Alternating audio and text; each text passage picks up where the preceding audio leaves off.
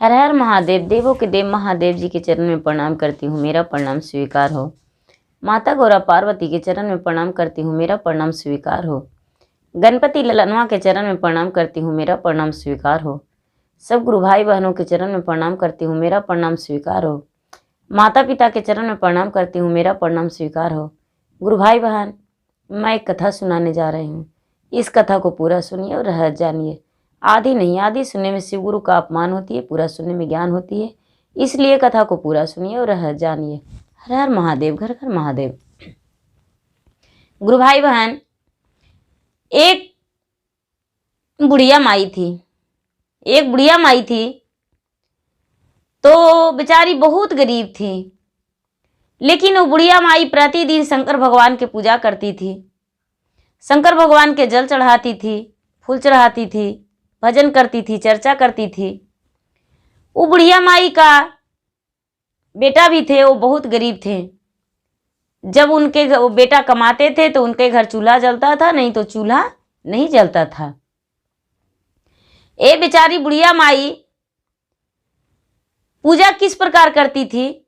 अपने घर के पिछुआरे में थोड़ी सी जमीन था, जगह था, वहां पर क्या करती थी कि भगवान के नाम से पत्थर धर दी थी। एक पत्थर रखी थी महादेव के नाम से,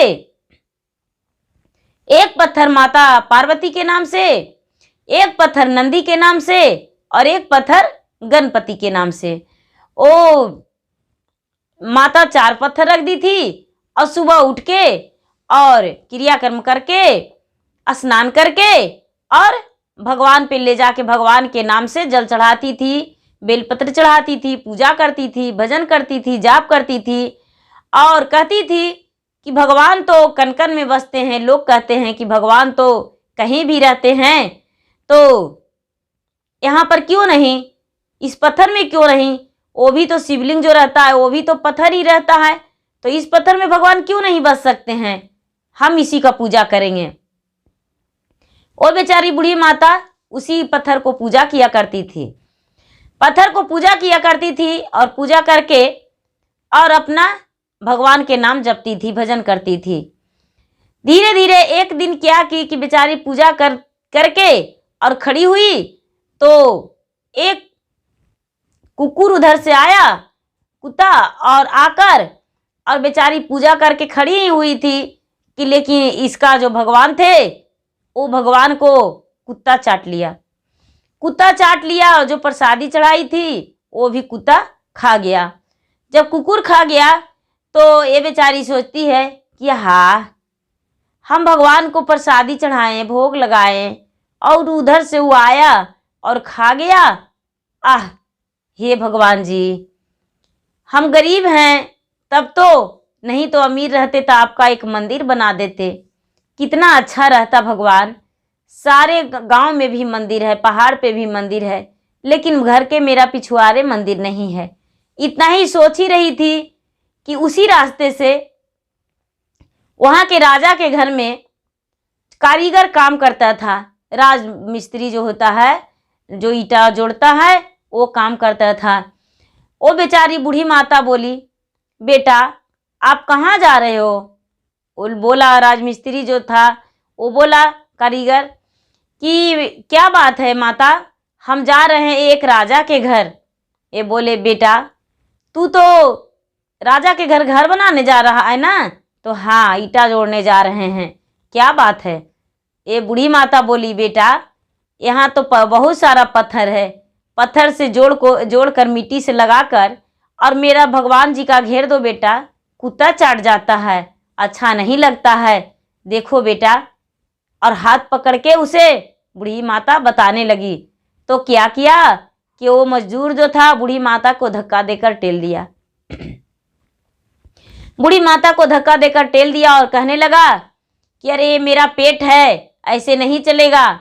हम राजा के घर जाते हैं, काम करते हैं, मुझे मजदूरी देता है, तू क्या देगी? तेरे पास क्या है? हम नहीं जोड़ सकते हैं। क्या तू मुझे खाने को देगी, मेरे बच्चे को और मेरा, जो हम तुम्हारे इस पत्थर को घेर देंगे? नहीं नहीं, ये झूठ मूठ की पत्थर रखी हो। और क्या किया कि ये जो भगवान को नाम से पूजा करती थी, उस पत्थर को उठा के और वो जो राज मिस्त्री था वो फेंक दिया। फेंक कर वहां से चल दिया हंसते। ये बूढ़ी माता बोली, बेटा जाओ जाओ, एक दीवार भी तुम्हारा सीधा नहीं होगा। राजा तुम्हें घर से निकाल देगा, राजा अपने काम पे नहीं रखेगा। जाओ जाओ जाओ, तुम्हारा कोई काम सफल नहीं होगा। तूने मेरा भगवान जी को फेंक दिया है और मेरा घेरने से मना किया। कोई बात नहीं, नहीं घेरता तो इसके लिए मुझे कोई अफसोस नहीं था, लेकिन मेरे भगवान जी को तूने उठाकर फेंक दिया है। अच्छा कोई बात नहीं, जाओ। ये लड़का सुनते ही अनसुना करके चल दिया। अनसुना करके चल दिया और राजा के घर दीवार उठाने लगा। दीवार उठाने लगा तो थोड़ी सी दीवार उठाता था कि दीवार गिर जाता था। पूरा दिन परेशान हुआ, लेकिन दीवार इसका सही नहीं हुआ। शाम हुआ, जब पैसा मांगने लगा अपने राजा से, मालिक से, तो उसके जो राजा थे मालिक, वो बोले कि तूने काम कहाँ किया जो हम तुम्हें पैसा देंगे? तू तो आया है जब से कोई काम ही नहीं किया है, कहाँ काम किया है? जो कल का दीवार बना हुआ है वही दीवार है, आज तो दीवार उठा ही नहीं है। ये लड़का बोला, क्या कहूँ राजा साहब, हम दीवार तो दिन भर उठाएं लेकिन दिन भर गिरते रहा। आप पूरा नहीं तो आधी दे दीजिए। बोले कि नहीं नहीं, जाओ कल काम करना तो कल तू मुझसे पैसा ले लेना। ये वापस जो राज मजदूर था, राजमिस्त्री, वो वापस आ गया और सुबह हुआ फिर गया काम करने। फिर दीवार उठाने लगा, फिर वैसा ही गिरते रहा। वहाँ पर उसके मालिक भी आए, जो दीवार बनवा रहे थे वो आए, कहने लगे रोज दिन तू काम करता था तो अच्छा से होता था, कल से क्या हो गया है जो दीवार तुम्हारा बन नहीं रहा है? ये जो कारीगर था बोला, क्या कहूँ मालिक, आप तो गुस्सा हो जाएंगे, आग बबूले हो जाएंगे, यदि हम बताएंगे तो पता नहीं उसको राज से भी निकाल सकते हैं, क्या कहूँ। लेकिन ये जो राजा था वो खुद भगवान का एक बहुत बड़ा भक्त था। बोले कि क्या बात है, बोलो। बोले कि ठीक है, कहते हैं एक बुढ़िया है, ये बुढ़िया रास्ते में पड़ती है, वो बुढ़िया कुछ मुझे कह दी है, इसी कारण दीवार मेरा गिर रहा है। बोली थी कि तुम्हारा दीवार सीधा नहीं होगा, तुम्हारा दीवार टेढ़ी हो जाएगा, तो टेढ़ी तो नहीं होकर पर गिर जा रहा है। बोले किस कारण? बोले महाराज हम आ रहे थे इस रास्ते से और बुढ़िया मुझे देखकर बड़बड़ाने लगी। ये जो मकान बनवा रहा था वो गया बुढ़िया के घर। बुढ़िया के घर गया तो बुढ़िया उस वक्त पूजा कर रही थी।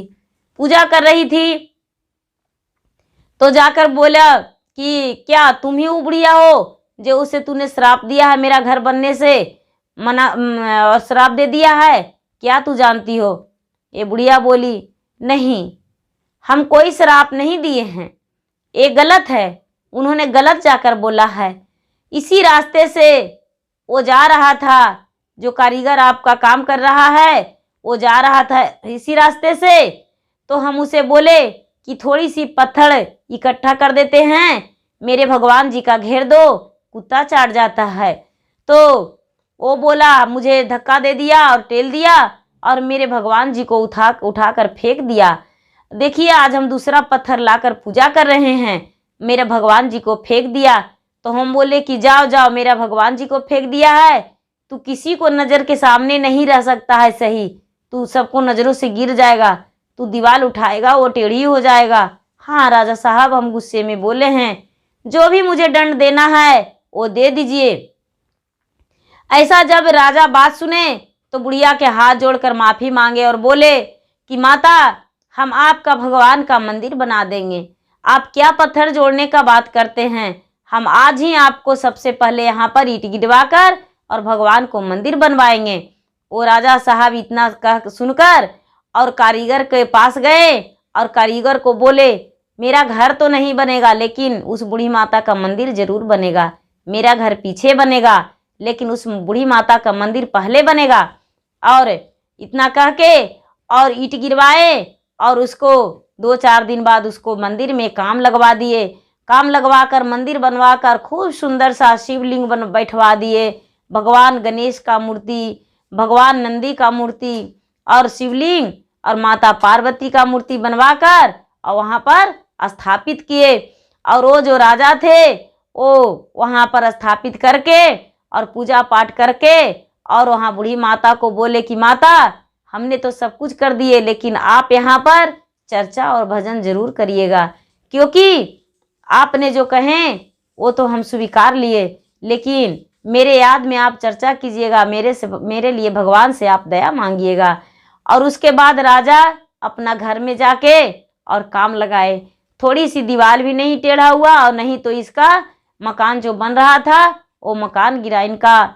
और भगवान औरों से और धन दे दिए और धन दे दिए, और वही कारीगर भी रहा और वही राजा भगवान से माफी मांगे अपने कारीगर के बदले और बोले भगवान इसका कोई दंड नहीं दीजिए, क्योंकि ये भी गरीब है, इसे ज्ञान नहीं था और ये कमाता खाता है। भगवान सब पे आपका दया बरसाना चाहिए, आप सब पे दया बरसाइए।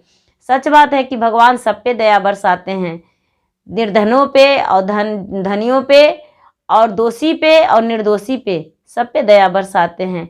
अपना दया बरसाकर भगवान सबको खुश रखते हैं। जैसे कि वो बुढ़िया माई को पास कुछ भी नहीं था तो भगवान के मंदिर उनके शक्ति से ही बन गया। वो राजा जो थे तो बुढ़िया के वचन सुनकर मंदिर बनवा दिए और वो बुढ़िया भी खुश थी कि हम 17 दिन पूजा करते थे तो मेरा भगवान का मंदिर बन गया। और जब भगवान का मंदिर बन गया तो बुढ़िया के पास भी धीरे धीरे धन होने लगा और सारा चीज़ का प्राप्ति होने लगा और बुढ़िया भी खुश रहने लगी और अपने परिवार के साथ जीवन बिताने लगी। गुरु भाई बहना, मेरा वीडियो अच्छा लगे तो इसे लाइक कीजिए, शेयर कीजिए, सब्सक्राइब कीजिए। धन्यवाद। हर हर महादेव, घर घर महादेव।